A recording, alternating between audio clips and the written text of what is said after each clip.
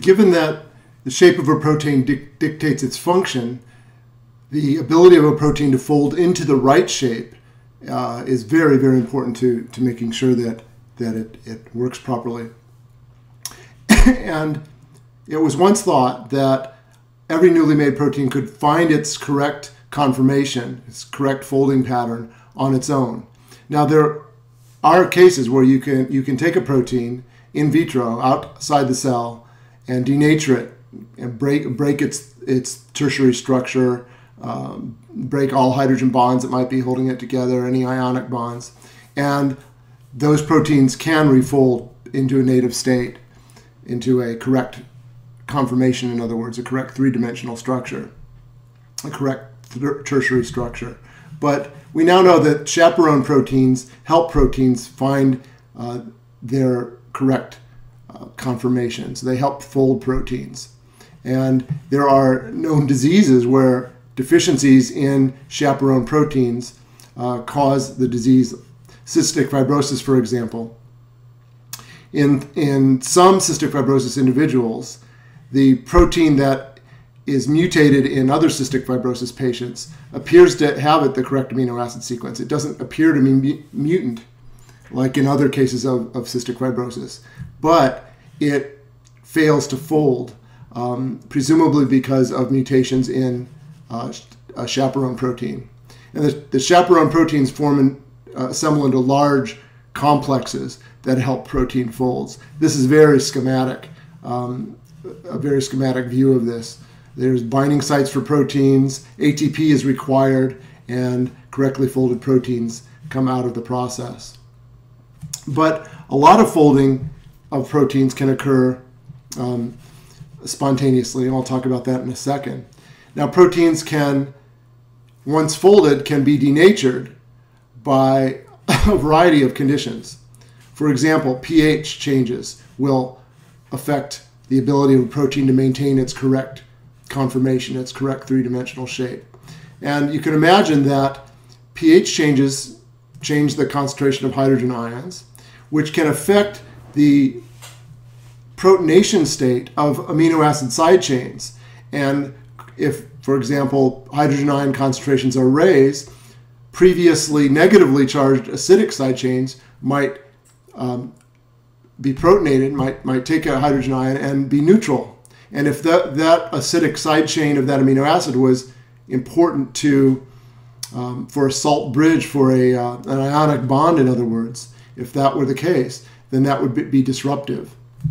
So you can imagine, for example, in this protein here, let's imagine that there's a side chain of one of the amino acids on this alpha helix and a side chain off this stretch of protein here. Let's say that this is a positively charged basic side chain, and this is a negatively charged acidic side chain.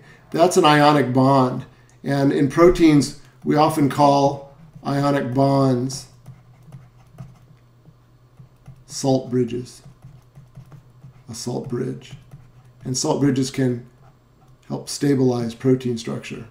Well, now, if you change the hydrogen ion concentration, that can affect whether or not this basic amino acid remains positively charged or whether this negatively charged acidic amino acid remains negatively charged. And therefore, you can break an ionic bond by changes in pH. Temperature, of course, increasing the kinetic energy of the molecules in solution will bombard the protein with high energy moving molecules. So as you increase the kinetic energy in solution, that the kinetic energy of molecules bombarding the protein is increased, and that can break some of the hydrogen bonds and weak bonds that hold the conformation in its three-dimensional shape. So the protein will go into what we call a denatured state, where it's not correctly folded anymore. And the ionic concentration of the solution obviously can be very important.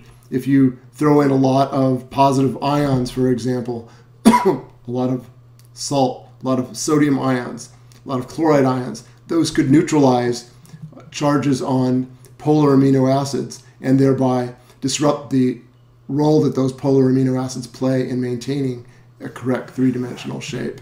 So denaturation can occur.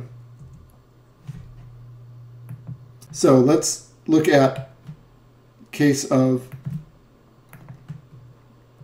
protein folding spontaneously. And this is, I'm drawing the main chain with a line and then side chains coming off of different amino acids with these little lines.